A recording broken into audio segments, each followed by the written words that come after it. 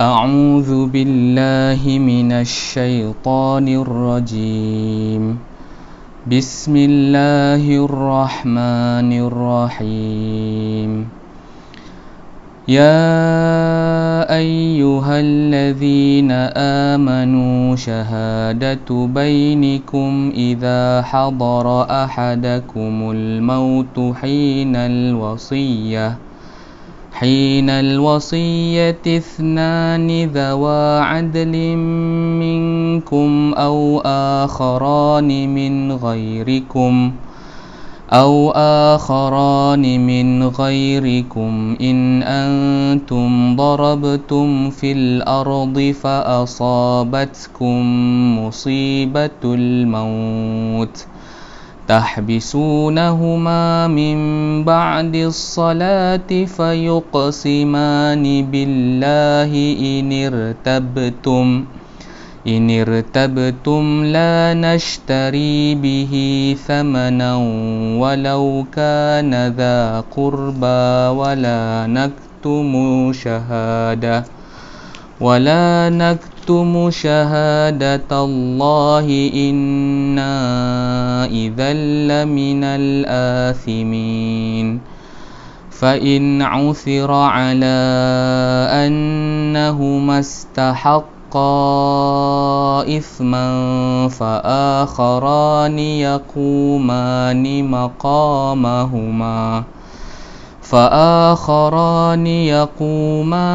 مقامهما من الذين استحق عليهم الأوليان فيقسمان بالله لشهادتنا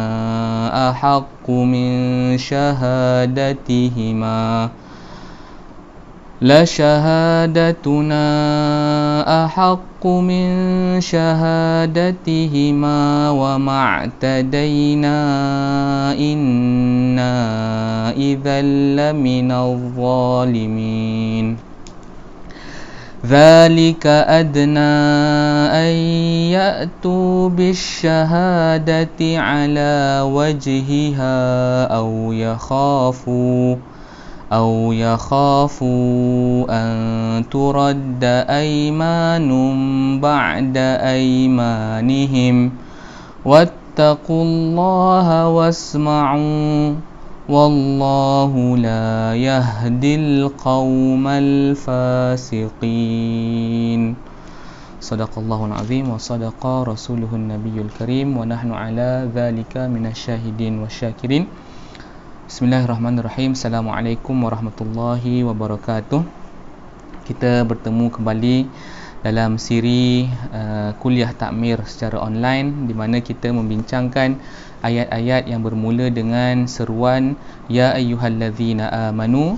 Pada malam yang berbahagia ini kita akan bincangkan ayat yang bermula dari Ya ayyuhallazina amanu dari surah Al-Maidah ayat 106, 107 dan juga 108. Terjemahan kepada ayat-ayat yang kita bacakan tadi, Allah SWT berfirman, Ya ayyuhalladzina amanu, hai orang-orang yang beriman, syahadatu bainikum idza hadara ahadakumul maut, apabila salah seorang kamu menghadapi kematian sedang dia akan berwasiat. Hinal wasiyah, sedang dia akan berwasiat. Ithnatani dzawa adl, maka hendaklah wasiat itu disaksikan oleh dua orang yang adil, minkum, di kalangan kalian, aw akharani min ghairikum, atau dua orang yang berlainan agamanya dari kalian. In antum darabtum fil ard, jika kamu dalam perjalanan di muka bumi, yakni bermusafir, musibatul maut, fa asabatkum musibatul maut, lalu kamu ditimpa bahaya kematian, tahbisunahuma min ba'dis salati fayuqsimani billah in irtabtum la nashtari bihi thamanan walau kana dha qurba wala naktumu syahadatallahi inna idzal laminal athimin. Kemudian kamu tahan kedua saksi itu sesudah sembahyang untuk bersumpah, lalu mereka keduanya bersumpah. Dan jika kamu ragu-ragu, maka suruhlah mereka bersumpah dengan mengatakan, demi Allah, kami tidak akan menukar sumpah ini dengan harga yang sedikit untuk kepentingan seseorang, walaupun dia merupakan kaum kerabat. Dan tidak pula kami menyembunyikan persaksian Allah Subhanahu Wa Taala, syahadah terhadap Allah Taala, persaksian. Sesungguhnya kami, kalau demikian, tentulah termasuk orang-orang yang berdosa. Fa in uthira ala annahum istahaqqa ithma, jika diketahui bahawa kedua, yakni saksi itu, memperbuat dosa, fa akharani yaqumani maqamahuma, maka dua orang yang lain di antara ahli waris yang berhak, yang lebih dekat kepada orang yang meninggal, untuk menggantikannya. Yaqumani maqamahuma minal ladzina istahaqqa alaihimul awlayani fayuqsimani billah, lalu keduanya bersumpah dengan nama Allah, la syahadatuna ahaqqu min syahadatihima, sesungguhnya persaksian kami lebih layak diterima daripada persaksian kedua saksi itu.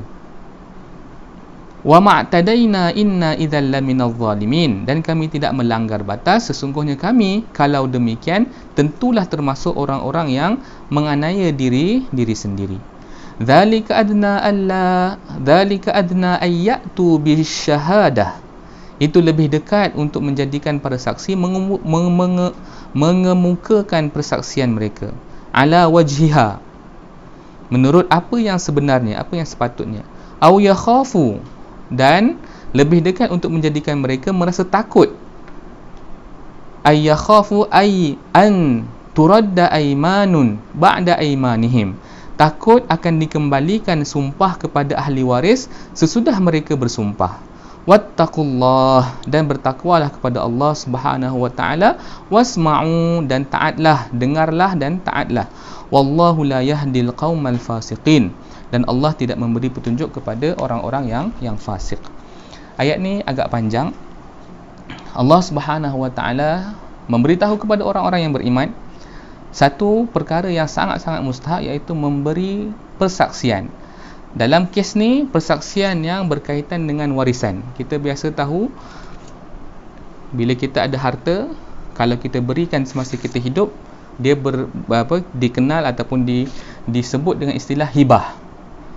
Kemudian, kalau kita memberi sesuatu pada kita dalam keadaan mahu meninggal ataupun dalam keadaan nazak, maka itu disebut sebagai wasiyah. Kalau harta setelah ditinggalkan pemiliknya, maknanya pemiliknya meninggal dunia, maka disebut sebagai harta warisan.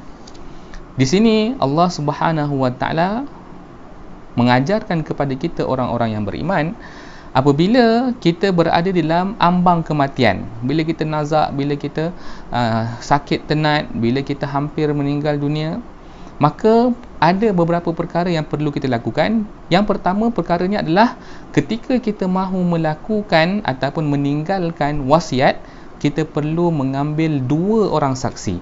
Idza hadara ahadakum maut hinal wasiyah ithnani dzawa adlin minkum, dua orang saksi yang adil, yang diketahui keadilannya, yang baik agamanya, yang boleh berlaku adil di kalangan kalian. Au akharani min ghairikum, kalau seandainya tidak ada dua orang yang adil di kalangan kalian, yakni orang yang beriman, maka perlu juga mengambil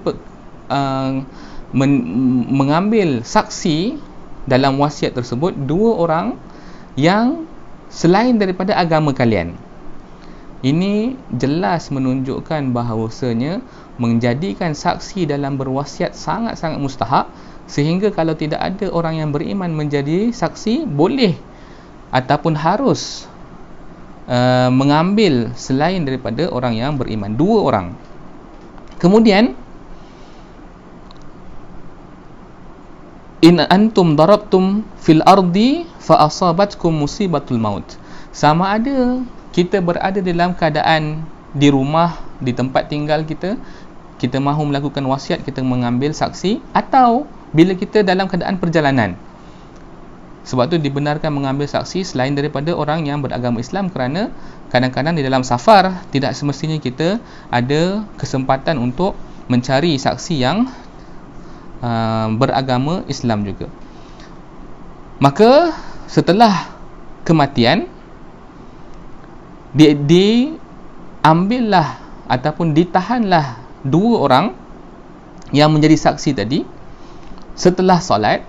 Sebahagian ulama mengatakan waktu yang paling baik untuk mengambil kesaksian daripada individu adalah setelah solat asar. Itu sebahagian ulama-ulama mengatakan demikian kerana pernah berlaku di zaman Rasulullah SAW. Mereka mengambil saksi, Rasulullah SAW mengambil saksi daripada orang yang beriman setelah salat asar.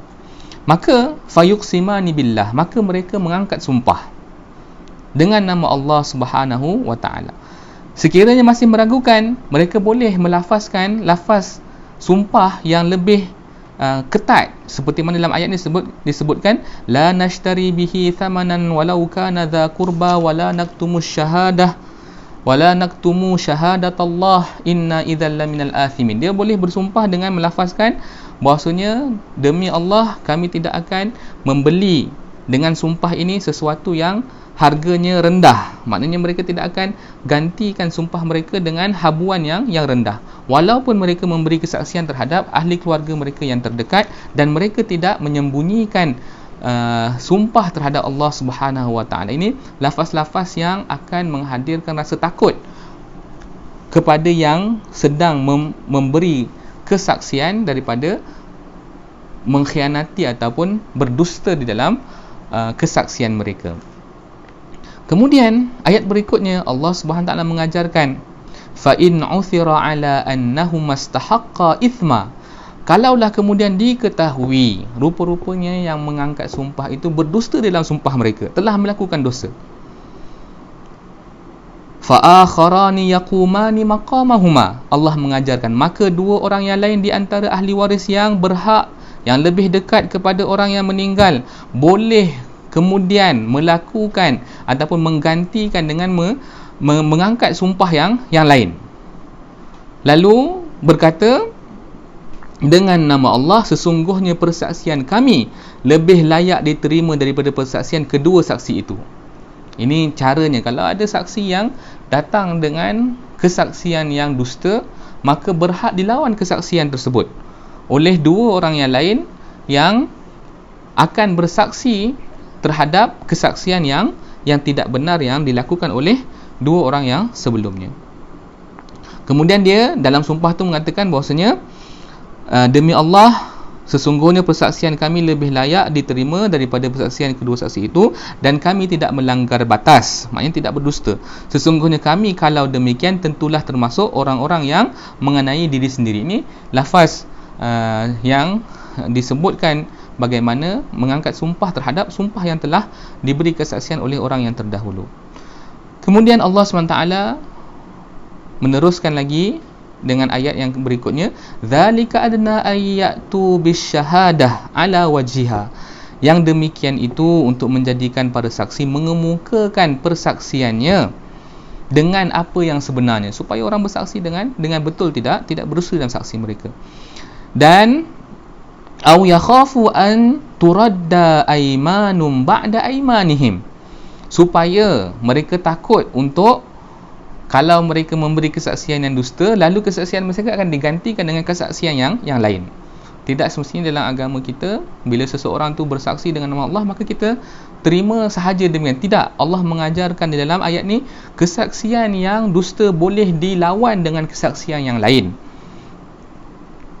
Maka Allah ajarkan sebegini supaya orang-orang yang beriman takut untuk memberi kesaksian yang dusta.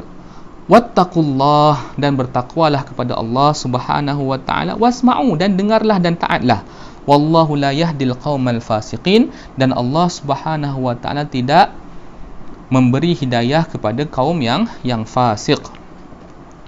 Ayat-ayat yang kita bacakan tadi seperti mana yang telah kita dengar dia punya keterangan secara ringkas, tetapi sini suka saya tambahkan mengenai beberapa perkara yang dibincangkan oleh ulama-ulama di dalam ayat-ayat ini. Antaranya adalah ayat ni jelas menunjukkan pentingnya untuk memberikan wasiat, dan wasiat apabila diberikan perlulah dihadirkan dua saksi yang menyaksikan wasiat tersebut. Wasiat dilakukan sama ada ketika berada di tempat sendiri ataupun ketika sedang bermusafir. Kesaksian boleh diberikan sama ada oleh dua orang yang adil di kalangan orang yang beriman ataupun dua orang yang adil di kalangan orang yang tidak beriman. Orang yang menyaksikan wasiat tersebut perlu bersumpah untuk mengisytiharkan ataupun memberi kesaksian terhadap apa yang mereka saksikan. Kemudian kesaksian boleh dilawan dengan kesaksian yang lain kalau seandainya didapati kesaksian tersebut adalah dusta. Kemudian ulama juga membincangkan pentingnya ataupun ada syariatnya dalam memilih waktu untuk bersumpah, iaitu ba'das salah. Sebahagian ulama mereka bahkan mengatakan kalau seandainya yang menjadi saksi itu adalah bukan orang yang beriman, maka diambil kesaksian setelah mereka melakukan ritual ibadah agama mereka. Kerana setiap individu setelah melakukan ritual agama mereka ataupun orang yang beriman setelah melakukan solat, itu adalah keadaan bila jiwa mereka paling suci dan paling dekat dengan Allah Subhanahu Wa Taala, yang menghalang seseorang untuk melakukan dusta dalam persaksian mereka. Kemudian juga dibincangkan bahawasanya boleh di dalam kesaksian, dalam memberikan sumpah menggunakan lafaz sumpah yang keras, seperti mengatakan bahawa kami tidak akan membeli sumpah ini dengan sesuatu yang harganya rendah, ataupun kami tidak menyembunyikan sumpah terhadap Allah Subhanahu Taala, ataupun dengan mengatakan kalau seandainya kami berdusta maka kami telah membinasakan diri kami sendiri.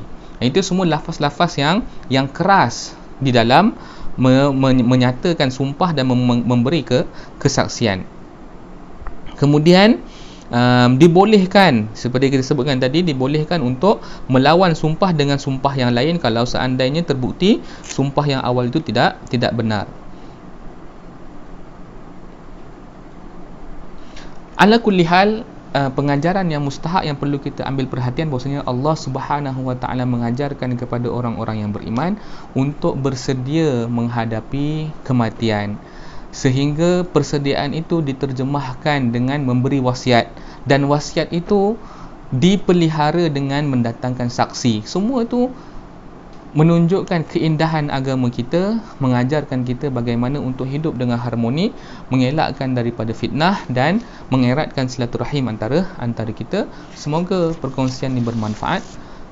Sekian dulu. Allah manfa'na bima 'allamtana wa 'allimna ma yanfa'una warzuqna 'uluman tanfa'una fid dini wad dunya wal akhirah. Wassalamu alaikum warahmatullahi wabarakatuh.